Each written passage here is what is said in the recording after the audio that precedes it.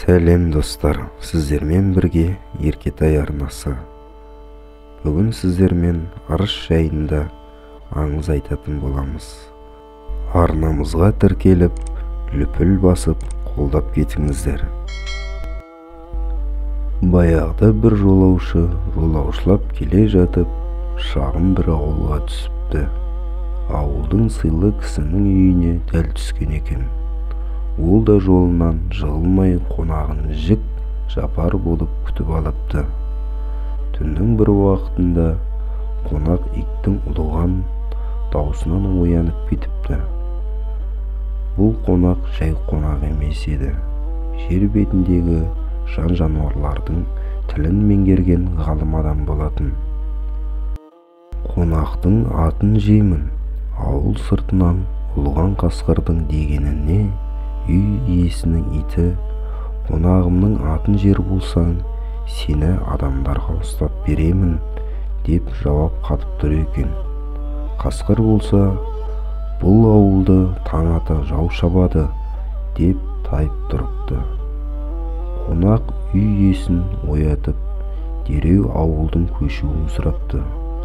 Ауылды көшіріп болған соң, ертесіне ескі жұртқа келсе, көнбей қалып қойған екі үйдің шаңырағы ортасына түсіп жатыр екен. Жаңа қоныста түстеніп отырған қонақ, бұл үйдің ырысы итінде екен-ау, бұйымтай ретінде осы итті сұрармын деп ойланыпты. Сол мезетте ит киіз үйдің туырлығын иіскепті. Қонақ ырыс туырлыққа ауды. Туырлықты қалаймын деп ойлап отыра беріпті. Сол боймен отырғанда, сол маңайда жайылып жүрген жетім тоқты келіп, сол туырлыққа сүйкеніп өтіпті. Бұйымтайын сұраған үй иесіне, маған анау қара тоқтыны сойып етін түгелдей асып беріңіздер. Тек бір шартым бар, еттен менен бұрын ешкім ауыз тимесін депті. Ауылдың бір жігіті тоқтыны әп-сәтте сойып тастайды. Бәйбіше етті толығымен қазанға салып, асып енді әкеле бергенде, үй иесінің ерке ұлы жүгіріп өтіп бара жатып, бастың құйқасынан жұлып жеп үлгеріпті. Ет үстінде ауыл иесі, қадірлі қонағым, сен кеше ауылды ажалдан аман алып қалдың, сырыңды айтшы, депті. Сонда қонақ, сізге ырыс қонған екен, сол ырысыңыз ауылды асырап отыр.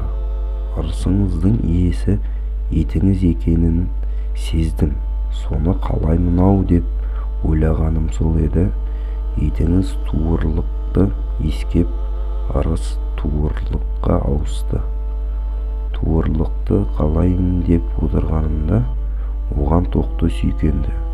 Сол тоқтының етін жеп, ырысты болайын деп ойлаған едім.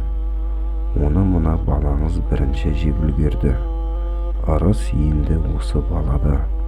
Құдайдың оң назары түскен пендесі екенсіз, деп сөзін аяқтапты қонақ. Мінекей достар, видеомыздың соңына да жеттік. Арнамызды қолдауды ұмытпаңыздар. Сіздердің қолдауларыңыз арнамыздың дамуына шабыт береді. Қош сау болыңыздар.